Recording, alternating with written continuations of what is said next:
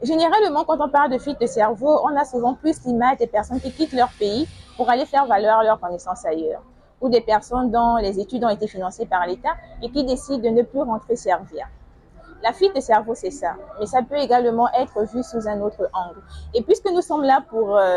nous allons essayer de décortiquer le sujet et vous le présenter sous un autre aspect. Nelly à la présentation, Alénique à la réalisation, le fils d'Ernest à la rédaction et l'âme des tours numéro 2. C'est parti.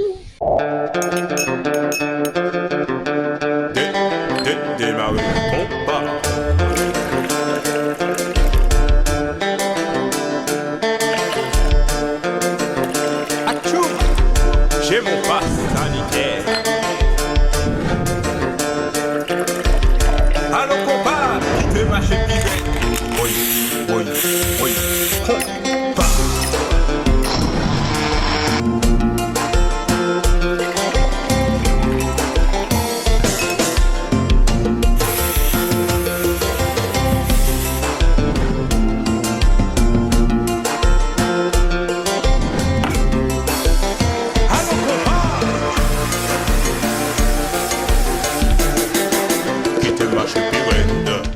Pour qu'un pays se développe, il a besoin de main-d'œuvre. Il serait donc, par exemple, intéressant que ce pays propose des secteurs de formation variés afin que sa population puisse être suffisamment outillée pour servir où le besoin se fait sentir.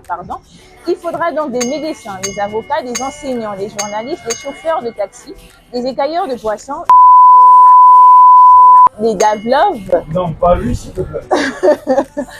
Bref, un peu de tout. Pour harmoniser tout cela, un État sera donc dirigé par des hommes et femmes qui auront dédié leur carrière à la gestion de la cité, à la politique et d'autres termes. Vu que selon la définition des livres d'éducation civique, la politique serait l'art de gérer la cité, les politiciens en charge de gérer la cité regroupés en collectifs, qu'on appelle gouvernement, auront pour mission de fournir les équipements nécessaires pour que ce médecin, l'enseignant et toute profession citée plus haut et celle que j'ai eu à oublier ne puisse manquer de rien. Autrement dit, puisse toujours avoir le strict minimum. Et dans nos États, ceux en charge de la gestion gagnent généralement plus que ceux qui sont sur le terrain. En français facile, ça veut dire que le politicien est plus bas que l'enseignant. Vu comme ça, c'est plus facile, n'est-ce pas? Oui. Ok, on peut continuer. Et quand personne ne veut être pauvre, le demeurer ou mourir comme ça, on arrive souvent dans le cas où l'enseignant abandonne la crèche et se retrouve à faire de la politique. Et qu'est-ce que cela peut créer selon vous? Une fuite de cerveau. Il y a toujours des problèmes au Gabon, ça il ne faut pas mentir. Voilà. Le secteur éducatif va connaître une carence vu qu'on fait difficilement les deux. Et la même chose se produit dans tous les secteurs. Prenons par exemple celui de la santé. Si tous les médecins devaient aller faire de la politique par exemple, qu'est-ce que cela allait donner? En fait, ça freine même la recherche scientifique. Un pays comme le Gabon par exemple n'a pas de laboratoire capable de faire un examen pour déceler une trisomie 21. Ok, j'ai compris. Examen basique pour un bilan prénatal sous d'autres cieux. Si les médecins étaient par exemple bien payés, beaucoup seraient restés dans leur secteur et auraient peut-être continué à le développer. Même chose pour les enseignants, surtout eux, les pauvres. Après, vous pouvez me dire, mais rien n'interdit à un médecin de faire de la politique, que tout le monde a le droit, que le médecin peut même mieux gérer le ministère de la Santé qu'un pur politicien. En fait, lui...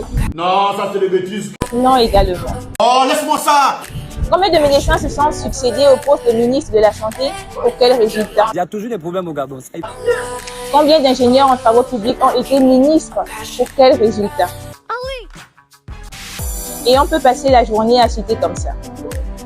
Pour éviter cette fuite de cerveau 2.0, qu'est-ce qu'il faut faire selon vous?